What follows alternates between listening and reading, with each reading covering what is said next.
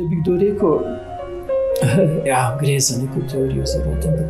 Za me je največja teorija zarote, če nekdo trdi, da ni teorij in da ni zarot, še posebej za kapitalom, kot je človeštvo. Kako nas tudi skozi igre upeljajo v določen način manipulativnega delovanja.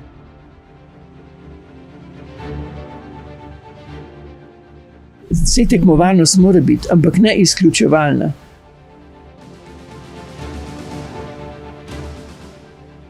Človek na jezi se misli samo na svoje, druge preskoči še boljše, če jih zbiješ.